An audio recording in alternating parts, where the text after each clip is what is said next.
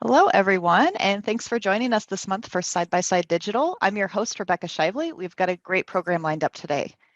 This month, we're digging into transition planning and specifically some of the common legal pitfalls that can happen with transitions. We're joined today by Kitt Tovar Jensen. Kitt is a staff attorney at Iowa State University's Center for Agricultural Law and Taxation. She's going to walk us through some case studies and we'll have some time at the end for Q&A, so be sure to submit those questions. Kitt, thank you so much for joining us today. I'll go ahead and turn it over to you. Avoiding legal pitfalls and farm transition planning. Like Rebecca said, that's what we're going to be talking about today and how to avoid them. I have my contact information up here. Feel free to ask questions. I know there's a question box, like Rebecca said, and we can get to them at the end. If something pops up later, please reach out. We can talk a little bit more about it. But today, what I want to do is just look at some cases and situations that pop up and how some of these cases that we've had recently in Iowa, really some of these things that we want to avoid. We don't actually have clients at the center, but we do a lot of research, writing, education with the public and the agriculture community on these topics.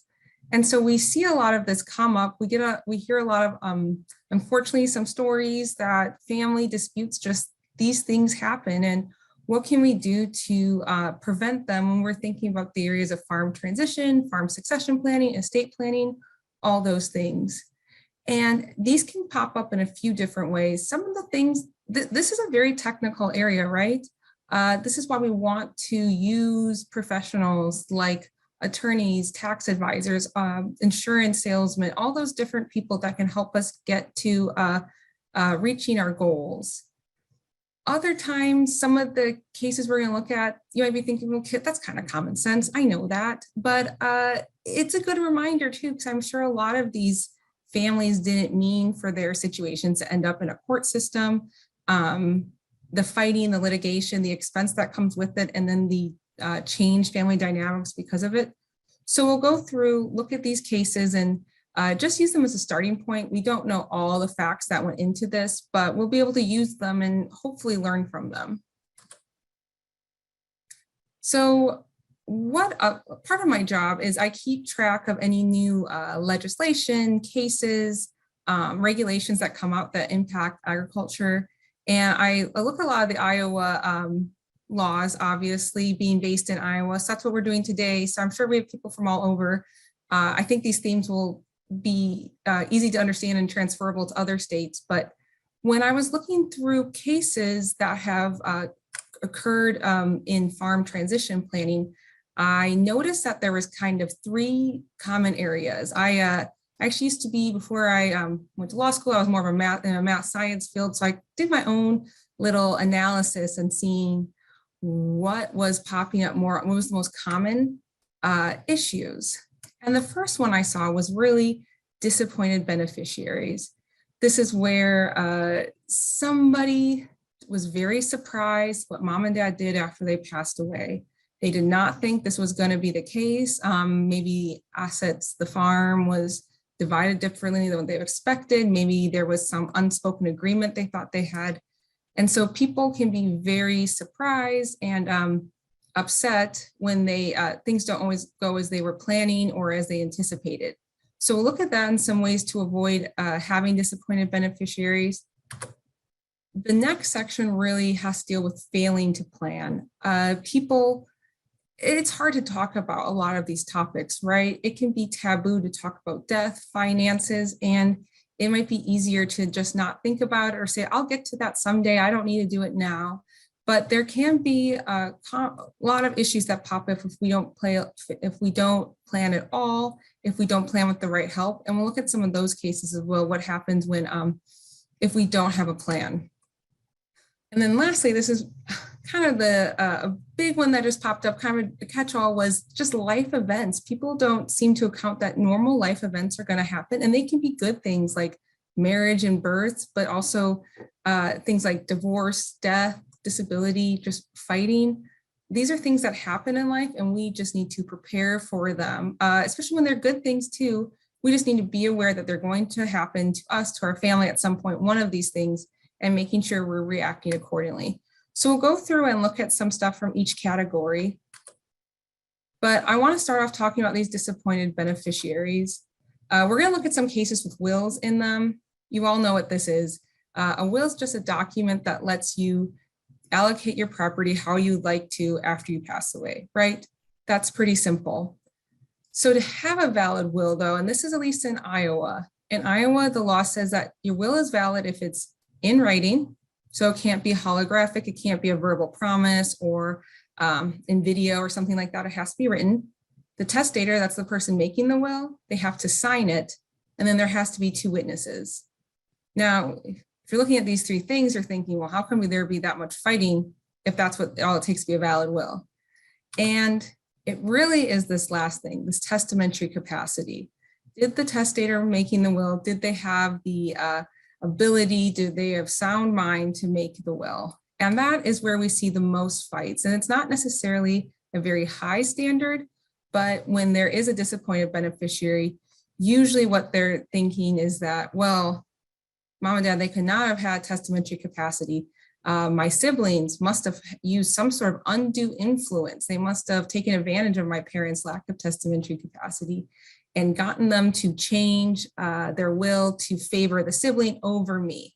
And so that's where a lot of the lawsuits come up, is this testamentary capacity, undue influence type of claim. And so with testamentary capacity, again, it's not a medical standard, it's more of a legal standard. And lawyers, judges, they're not doctors. They're not trying to be doctors and do an IQ test or anything like that. They're just trying to make sure there's no red flags and this person was able to do this, had the legal ability at the very least. And so when courts are looking for testamentary capacity, they're looking at things like, did the testator understand what this document was, that it was a will, that it was going to distribute their assets after they passed away? Did they understand what they owned? Is there some type of red flag here that, this does not mean that the person who passed away, they have to know the exact amount of money in your bank account or the exact amount of acres that you own. Just, is there any red flags here that they were trying to give away the neighbor's land, something strange like that, that just shows that there were some issues. This third thing then, natural objects of your affection, it sounds a little strange, and it usually means things like close family, friends. That's generally who you would think of, you have natural affection for. This does not mean, however, that you have to include your kids, you have to include your family. We'll see at the end, it's very difficult to disinherit your spouse, but besides that, you can favor one child or the other. You can decide to do or give everything to charity, things like that. It's not so much here that we're looking at what we would do, because maybe we all have different opinions, but is there a valid reason that someone maybe would want to give everything to charity over their kids? We might not do that, but some people might. So that's a natural object of your affection. Then finally, do they understand the effect of this, especially if there's some type of unfairness going on, or what we would consider unfairness? If you are favoring one child over the other, attorneys want to make sure you understand that, because even though you can, we want to prevent any undue influence from occurring. And so if someone does decide to favor one child or the other, something like that, they may take extra precautions. Just to give you a heads up, they may record the interaction just to show that, yes, they had no really red flags about this. You can explain your reasoning. They may ask questions. What's the year? Who's the president? Things like that, just to show that there was no red flags that any of these issues had popped up. So that's a little bit of our primer. And I want to look then at our first case about disappointed beneficiaries. So what was going on here? There was this couple, they owned a farm, they farmed together. After the husband passed away, she updated her will. Originally, everything was going to her spouse, but after he passed away, she updates her will and says, what I'm going to do now is, we have 2 kids, a son and a daughter. They're each going to split it equally. They're going to split everything right down the middle. So that's what they have their will. She has it like that for many years. About 15 years later, she does suffer from a stroke. Her daughter had already moved home at this point and begins to take care of her, becoming pretty much her primary caregiver. She ran errands for her, took her to the doctor, picked up her medicine, everything like that. Her son at this point is starting to farm. He is renting the farm from her. He's doing quite well for himself. And so more than a decade goes by. And in 2015, the testator, her goals had changed. She decides, I'm going to update my will again. I am going to leave everything to my daughter. And she explains her reasoning for it in this will. She says that I am going to deliberately leave out my son as a beneficiary. I have no bad feelings against him. It's just that my daughter has a greater need for financial need, and she has taken care of me for so long. Because the son had done well for himself. He'd gotten married, grown the business. His sons actually farmed with him. So this woman's grandsons were on the farm helping. The daughter, on the other hand, she had helped. And we actually have spreadsheets on this that can calculate how much a sibling, a child, a family member can save the family, really help them in a financial way by taking care of a parent or a family member. The cost of having in-home caregiver, someone to come, deliver medicines, anything like that, it can really add up. So it might not always seem like it's a financial sacrifice, but it has a big financial impact on them, on the family. So the testator, she updates her will, and then the following year, she passes away. Unsurprisingly, there's some issues, I guess. The son is not quite accepting this will. So once someone passes away, what you're supposed to do is submit the will to the county clerk at the courthouse and get the probate process starting to get the assets going to the heirs, to whoever the beneficiaries are. So the son, he says, well, there's no way that will is right. I'm going to submit the old one where I got half. The daughter says, no, this is the right one. So they both submit one. While that's being figured out, the siblings, there's co-executors of the estates. They're both trying to manage the farm. They're both trying to get the estate to the probate process. And again, not surprisingly, they have some disagreements, right? They are not able to get along. And the son eventually does file a lawsuit. He says, my sister must have unduly influenced my mom. She did not have testamentary capacity. And so the most recent will, the 2015 will, it's not valid. It's daughter at the same time files her own lawsuit saying this was the right will. And the court kind of combines the cases in this family fight. So what happens, this case, it goes to the jury, and the jury says, no, this will, there's not enough evidence that this was a result of undue influence. This is a valid will. And we only see the outcome. We don't actually get to see the jury reasoning behind it. But so I kind of made my own little scoring system here again, where some things that seem to definitely play in favor of the testator. She did a lot of things right. First off, she updated her will when her life circumstances changed, right? When her husband passed away, she was updating her will. That's what you need to do when some life event happens. We'll see that at the end. We need to make sure our estate plan is updated.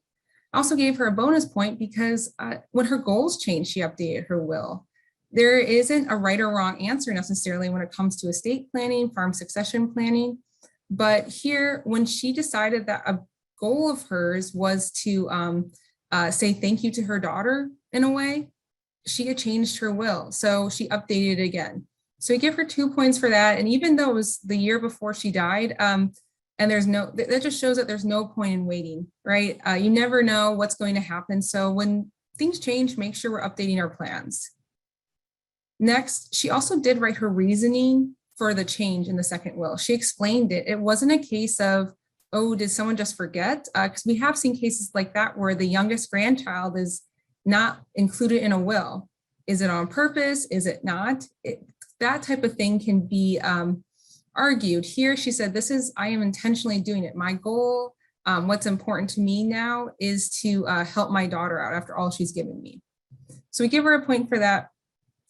Next, I kind of give her a neutral score because we don't know the full story here, I don't think, whether or not she was communicating, because a lot of the time where beneficiaries are disappointed is because they were surprised.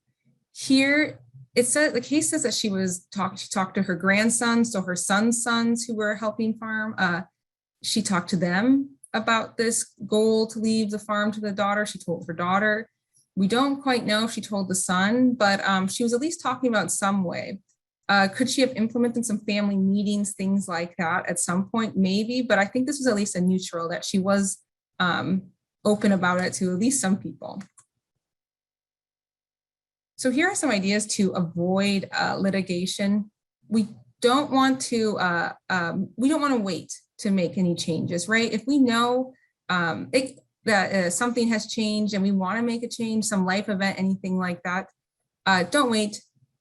Make your plans. There's no point in waiting till the last minute. It can just be more complicated, more messy. Just get it done, even though nobody likes paperwork, I know, but I'm gonna encourage you all to not put it off. Then a big thing too, this is more the practical thing, just remember to communicate. Even though talking about these things like death and finances can be very taboo, you need to make sure your wishes are known to your family. So make sure you're having these family meetings, family discussions, so that down the road we can prevent fighting or any type of surprises. Then I would also encourage you to, if you have a family dynamic where you're nervous that things are just, there's going to be some fighting and you want some help, there are third parties, there are trained mediators. The Iowa Mediation Service, for example, they do have a full farm service division that can help with mediation in farm succession planning, getting everyone together, especially if you're still you're still mom and dad holding some control. You can say, well, you need to do this. And it can be a preventative thing. It can be hard. We probably have some family members that are easier to discuss unpleasant things with than others, but just consider this. I'm going to keep moving. And so that was our disappointed beneficiaries section. I want to look at some cases now that deal with failing to plan and what happens then, because it can be a situation where people, they like to, it's easier to almost stick your head in the sand than acknowledge some of these things. It can go both ways too, because I have talked to people who say, I'm trying to talk about my plan, but my kids say, you know, Mom, you're never going to die. I don't want to talk about it. So it can be hard, but we don't want to not plan at all. That can cause some big issues and create a mess. And we also want to make sure we have the right help and we're doing planning, knowing our family's specific situation, having that in mind. So make sure that we have the right team in place, all those different things. So what happens if you don't plan at all? Well, that is actually a plan. The state will have a plan for you then. And it's probably not the best one, even though they're trying to get things right. But there's these things called intestacy laws that if you don't have a plan in place, the state has one for you. And it can be a very messy situation if it doesn't take into account several things with family businesses, right? So it can create a mess for your heirs. And this is a time when, you know, we're really focusing on the legal side of things today, but practically what's also going on is losing a family member is a very tough emotional time too. So it is just something that we want it to be as smooth as possible for our loved ones. So what intestacy laws are is, or what intestate means, I guess I should start there. Intestate means that someone passed away without a will, trust, any type of written plan. And I thought this was interesting. It's actually about half the US population, about 46 to 47% of the US will pass away intestate with no plan at all. And so this is sometimes called an estate plan by default because the state, it might vary a little bit, the laws from state to state, but they have a set of rules on how your assets and how we're going to pass on to your heirs and who is going to get it, who's going to be the beneficiaries then. And they are trying to get it right. They start off with the closest degrees of kinship, they call it. So if you pass away and you are married, everything goes to your spouse.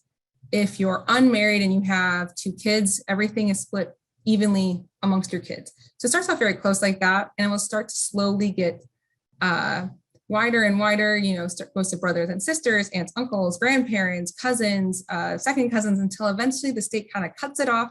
They're not going to do a search anymore. And they say everything is going to escheat to the state. So everything's going to the state if they can't find anybody. So again, the state's trying to get this right, but it really doesn't take into account things that can be very common nowadays, like second marriages and blended families. People can be just as close to their step family as their biological family. It also doesn't take into account family-like relationships.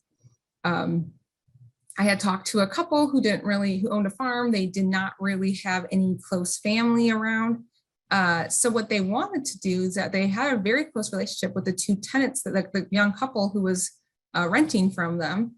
They were close with them, but if they didn't actually make a plan, all their assets, the farm would go to the state, it would not go to the couple, just because they had idea to do it, they would like to. The state won't let that happen. They will use this formula, these laws, to if there is no plan in place.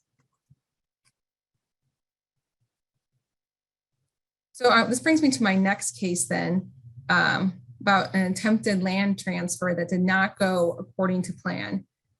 And so in this case, this is another Iowa case. There was a couple who, according to the case, was really wanted to avoid probate. They did not want to work with attorneys.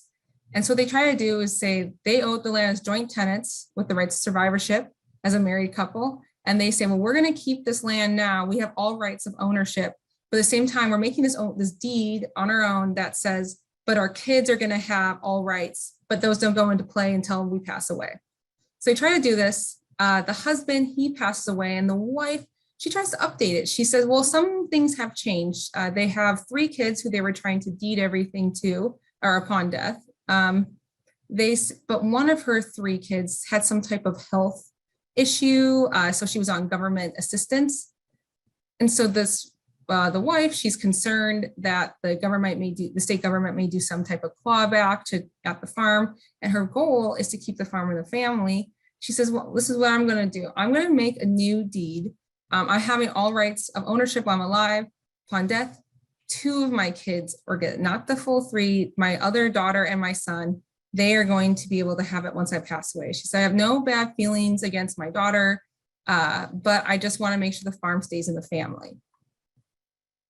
So what happens, this daughter with the health condition, she passes away, but before she does have 3 kids. So there's 3 grandchildren involved. And I know this is getting a little bit messy. So I try to make a family tree here. So the daughter with the health condition has passed away. The mom, now grandma, she also passes away. She has no will or trust or anything like that. She just has this deed. And so the 3 grandkids, they know that grandma had done this. They thought they did not have any interest in the farm.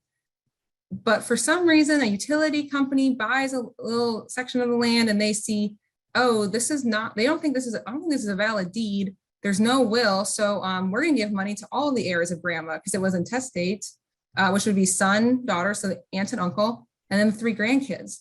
So that's where this mess in this court case this is how it occurs. The 3 grandkids then say, well, I do want to have a share then if I could under intestate laws.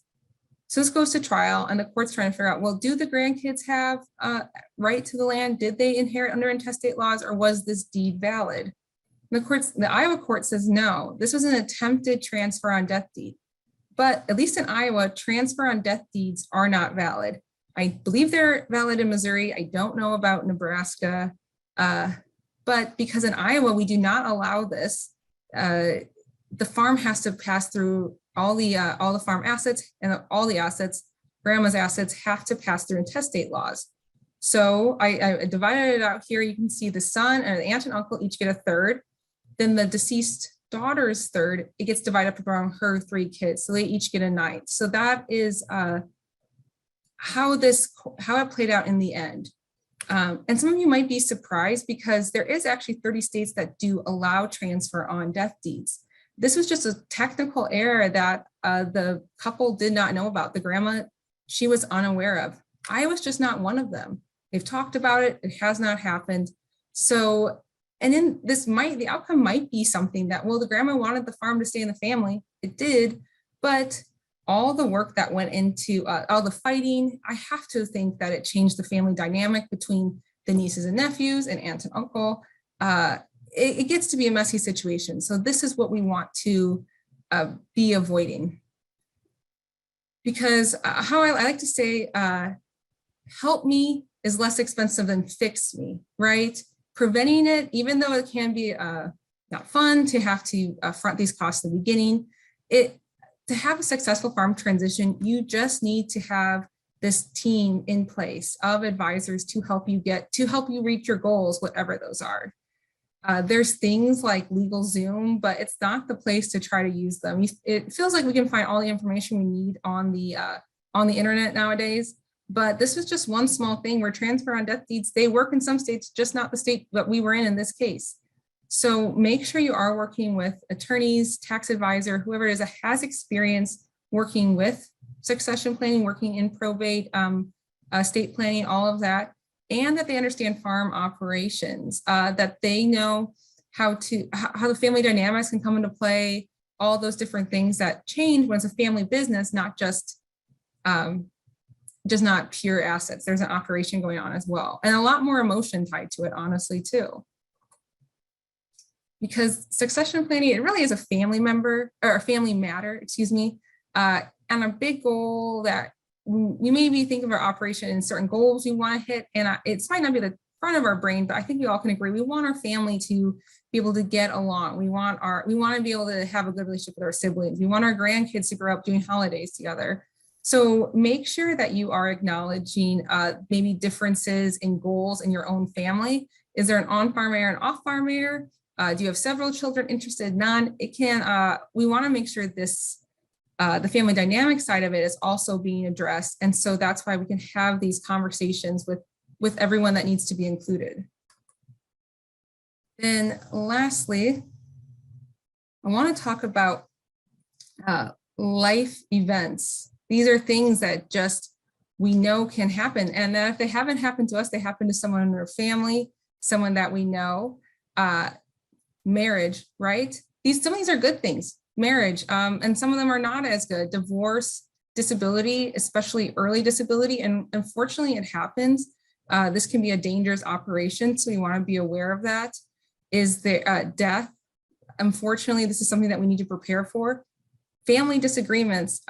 Is there a way to address things that happen down the road? If somebody wants to get out of the family farm, are we prepared for that? We want to plan during the good times so that the bad times aren't as bad. Births, these are all things, like I had mentioned, a grandkid accidentally left off a will, the youngest one. These are all things that happen and we want to be ready for.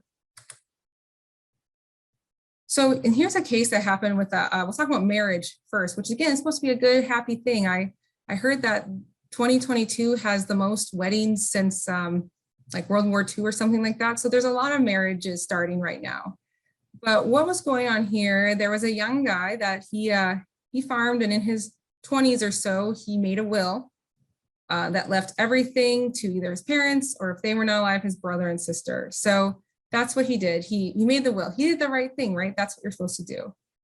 By the time he passed away, the main asset that he owned, the most valuable one, was the farmland. So he made this will in his 20s. In his 40s or 50s, he got married. He just never updated his will though. And then when he passed away in his 90s, so he'd been married for 40 or 50 years, his wife did not get anything under the will. It seemed like an accident. To read into this, it seemed like it was an accident.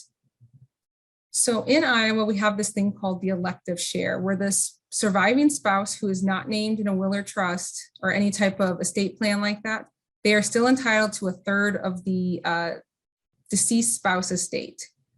The only way out of this and around this is if you have a valid prenup. So a prenup can negate this, but in general, the idea is that we don't want spouses accidentally disinherited.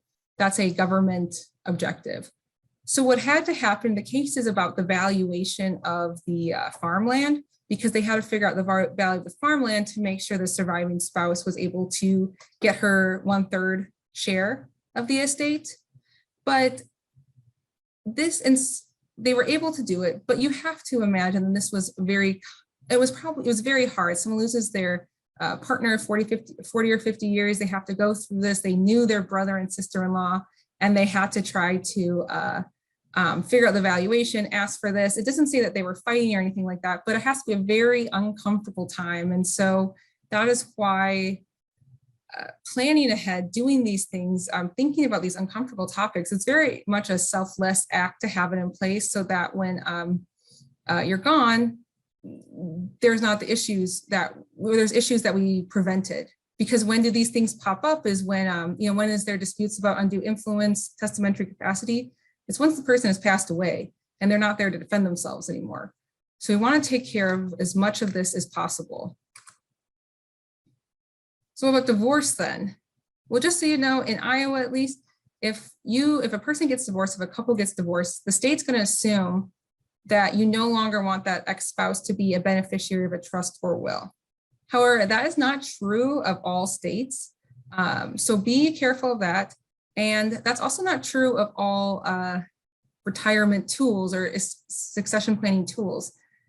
Retirement accounts, life insurance accounts, they maybe will not always, if you get divorced, they will keep that beneficiary there unless you change it. So that's why we want to be very careful of beneficiary designations, because really everything has one. Everything we've talked about, all the tools for succession planning, estate planning, life insurance, retirement accounts, trust wills, the big ones, everything has one.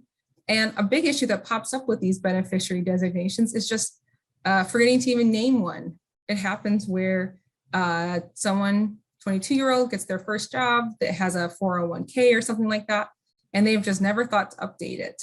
Well, make sure you have this beneficiary named, that these things that you have worked towards, the life insurance, whatever you've done to make life a little bit easier for your family and loved ones, that it gets to them, right? So I'm just going to encourage everyone to yearly, this is not a whole update your estate plan every year, just every year, let's make sure our beneficiary designations are still up to date. Maybe around the beginning of the year, maybe your taxes, your birthday, something like that. Just think, well, was there a marriage, a birth, a death, divorce that I need to update something? Because it shouldn't take longer than 15 minutes just to think, does anything need to be changed? Because most of the time you won't, but just remember that. Also double check spelling. This is another issue I've heard has come up. I know for cases, someone like me, so everybody calls me Kitt. My legal name is Catherine, and there's 1,000 ways to spell that, right? So just make sure we have that. So the the life insurance company, for example, they're going to try to find the right person. We just want to make it as seamless and easy as possible for our loved ones. That was a lot, but so now what? First off, we have a lot of great materials on our Ag Decision Maker website, AG Decision Maker. We have something like an estate planning questionnaire to start. You can make an inventory. That's what the attorney is going to be asking for. What do you own? What are your goals? Figure that out. What do you want to do? Do you want to bring on an on-farm heir? Do you want to leave some type of legacy with a charity? Anything like that. And make sure your family knows about your plans. It's up to you, and it can be hard to talk about them, but it's best because you want to plan things with their ideas in mind too, or knowing things. Maybe two siblings do not want to work together. They do not want to own land together. We can take care of things earlier rather than later. So then get those team of advisors together and then actually implement your plan. So whatever that is, and it maybe will change. This is maybe sometimes a repeat process, but this is kind of the basics of it. So are there any questions then? Awesome. Thanks, Kitt, for sharing some really interesting case studies. You've probably seen the whole spectrum of things. And just a reminder, you can submit those questions using the Q&A. It looks like we have a couple that have come in. One, you talked about the importance of assembling your team and getting the right people and not relying on the internet for advice. Do you have any advice for kind of young people who maybe don't have those connections? How do you find an attorney and someone who might be a good resource, and how do you kind of vet that person out to make sure it's a good fit for you and your operation? Mm-hmm. Yeah, that's a great question. One of the best ways to find someone to help you with an estate plan, a lot of times it's word of mouth. I know that can be uncomfortable sometimes, that don't really want to tell someone what you're necessarily looking for, what you're doing. But if there is a trusted person, you know that they just did their estate plan, they were talking about, well, who did you go to? Anything like that. If you are working with someone who does your taxes, is there anyone they recommend? Something like that. If you are kind of striking out on the personnel strategy, there is also some good websites. Like there's one in Iowa called Iowa Find a Lawyer. That can be very helpful to at least start your search. You can narrow down by geographic locations or legal or like topic area. So you can look at things like agriculture and probate. That can get you started. And so these attorneys, they offer free or low cost consultations to at least let you know what they want to do. Or if they're very busy, they can't take you on, or there's a conflict of interest, something like that, they will at least know the right person. In general, when you're actually talking to someone, it might take a few different tries to, meet the right attorney that you feel comfortable with, the right tax advisor, because make sure you are comfortable with them. You can ask questions, things like that. You're going to want to make sure that they work in this area. You don't necessarily want someone that specializes, for example, in criminal law or divorce. You want someone who, and some attorneys do, especially in more rural areas, they do a lot of things. But if they have not done, ask how many clients they have that they've done things like this for. That can be a helpful way to start it. And if you have to, try a few different people, it's worth it. I know some people will joke about how they've inherited their parents' attorney. They're like, well, he did my grandparents' will, my parents' will, now I have to. And that can work just fine. But you can also feel free to look around and see if there's other people like that. So, and a lot can be done online now too. So that's very convenient. Yeah, I'd also throw out, if you're working with someone from Farm Credit Services of America or Frontier Farm Credit, your financial officer or insurance officer, those are folks who obviously work with a lot of farmers and ranchers and have good connections too. So asking one of those folks that you work with for a referral, can't go wrong with that. A couple of questions have been coming in. As you start planning, do you start with the biggest assets or start with kind of the easy things first when you're working on your plan? Do you have a recommendation for kind of getting started? What order? Yeah, that's a good question. And I don't think I've ever been asked something quite like that before. It depends. That's the answer everyone loves to give. But if you can, I would start with developing your goals first. There's some big picture items like the will, the trust that need to transfer assets on. So I would get goals together, your inventory together, and then working with the attorney, because you're gonna have to, I guess I'm thinking of small items like a power of attorney. There's kind of these hodgepodge of things that come along, maybe a living will, healthcare power of attorney, all different things like that.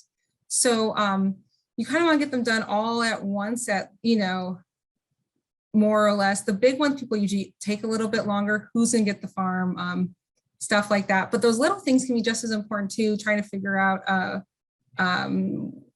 final funeral arrangements, things like that. So it kind of gets done all at once, more or less. But I would start with goals because you don't go into an attorney's office and say, I want an LLC. You kind of go in and say, well, this is what I want to do. What tool will get me there? So goals would be the first step. Great, good advice there. Another one that came in, do you have any advice on transitioning a farm corporation that involves more than one owner? Okay, so that can be a tricky process. So I'm guessing this is either I don't know if it's an S Corp or C Corp, and I'm not sure what you're transitioning into. But again, these are some things that take time. So there's really no point to wait, depending on what you want the corporation to become.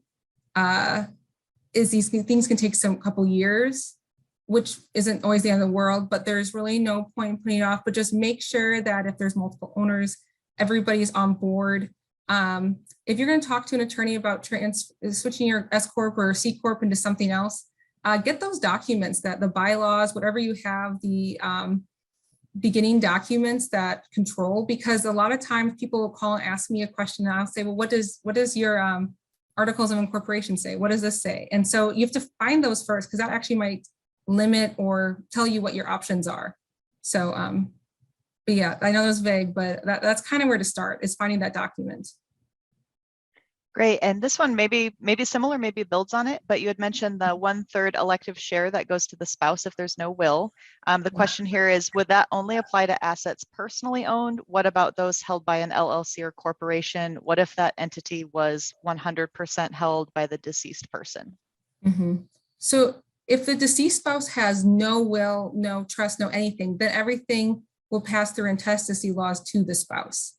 If they have a will that does not include their spouse, that is when the 1/3 elective share comes in. And so they really look at the value of the estate. And that might be a more of a CPA question, how you value certain personal items. I do not know that if it deals as much with that personal things. Usually, again, everything would go to the spouse. If there is no will, if they're just accidentally not included, that would change things a little bit. And the valuation, I'm not as sure about for personal items, but it does include the entire estate of whatever they have, LLC, shares, or stock, business holdings, anything like that. Great. I know you had mentioned that idea of making an initial investment, talking to someone, and kind of that's sometimes hard to do, but better than kind of the costly litigation on the back end. Are you able to share, like, kind of ballpark some of those cases, kind of what that might look like if you did get into that situation? The cost. Yeah. And I don't get to actually see costs. You can see filing fees, things like that. I have heard so I don't know exactly. I do know that there's a rule of thumb that just to get to trial, the district court, so, we have 3 court levels in Iowa: district court, Court of Appeals, Supreme Court. Just to get to the district court sometimes can cost about $10,000. And then that doesn't include getting through the trial and everything that's going to cost that. So that's just your attorney getting ready, deposition, interrogatories, anything like that. And then there's all the court costs with it. And I have seen things then where people go, you have to start in district court no matter what. And then maybe they'll bounce around in Iowa. They'll go to the Court of Appeals, Supreme Court, Court of Appeals. And, it could be hundreds of thousands of dollars in litigation. And sometimes it becomes more emotional, where unfortunately people just want to be right. But it can be add up really fast, and it's something. That's why I like doing this type of thing, where it's hopefully we can prevent it and not run into something like that, because it can add up really fast. Yeah, so it sounds like definitely well worth it to maybe pay a couple $100 on the front end to have those conversations, talk to someone early, maybe bring in a mediator if it's a difficult conversation, but sounds like it's definitely better than the alternative of trying to clean up the mess on the back end. Right, exactly. And some things you can't put a price on, like just families getting along. So that's a great point. Definitely. Well, it looks like we're just about at time here. I'm not seeing any other questions in here, but Kitt, if you could have one piece of advice that you'd want to leave kind of our listeners with today as they're thinking about this, what would you like to leave the audience with? I would say this is something that I would not wait on. If you could all today just think of one thing you're going to do to get you ready, is that you're going to search for attorneys, you're going to make that inventory list, or just talk. You say, I have a plan, I just haven't told anyone yet. If you could make one actionable thing today, I think that would be great. Just don't wait on it. Because you might have changed everything a little bit down the road, but once the main pieces are in place, it's going to take a lot of headache and stress away from you, and hopefully your family. So. Yeah, really good advice. I think definitely starting early and not being afraid to use the resources available. So definitely reach out. Your financial officer is a great resource. We have access to really great experts here at Farm Credit. We have partnerships with Nationwide, with New York Life, to set you up with folks that can really help you navigate some of this. So great conversation, really interesting examples. Kitt, thanks so much for sharing them and joining us this month. Thank you everyone in the audience for your participation and great questions that you sent in. Kitt has some great additional resources on here, so definitely be sure to check those out. We'll be back next month on June 1st. We'll be digging into technology a little bit and how to prepare your family farm for the future state of agriculture. So that should be a really cool topic. So we hope you'll join us again on June 1st. Until then, take good care, and we hope to see you online soon.